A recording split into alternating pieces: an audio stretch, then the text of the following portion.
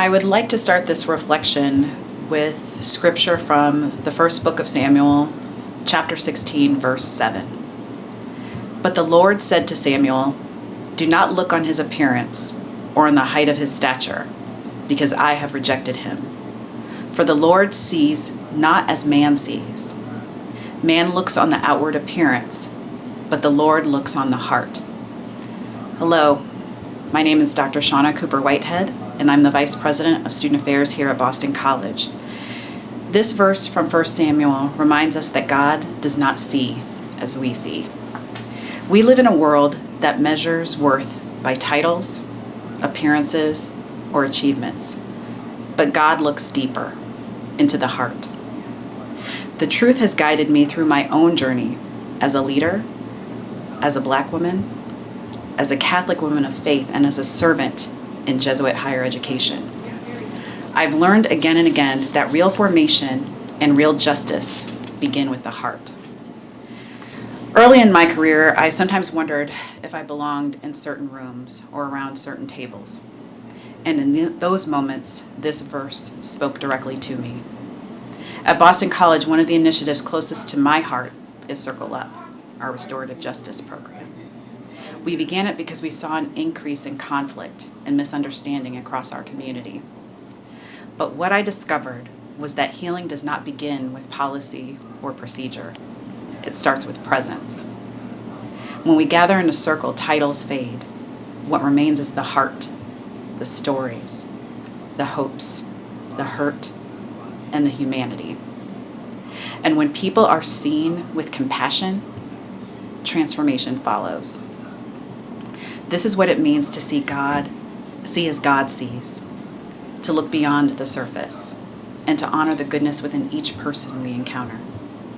Sister Thea Bowman reminded us that faith and racial justice are inseparable. To live our faith fully is to affirm the sacred dignity of every person, regardless of race, and to stand for truth with joy and courage. For me, racial justice is hard work. It's not only about changing systems, it's also about changing sightlines.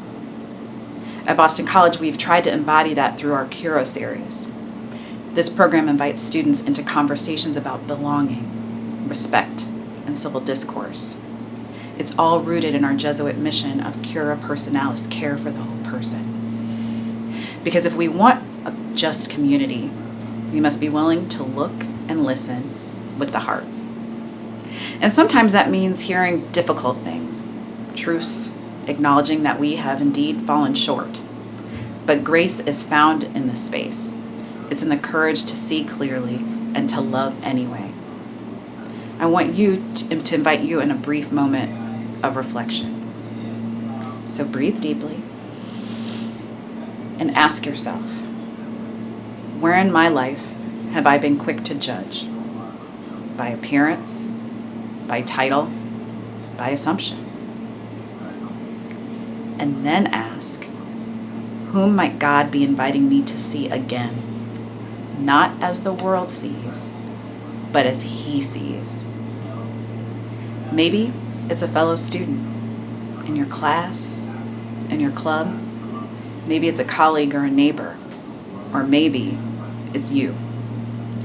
Our world teaches us to perform, to perfect, to prove.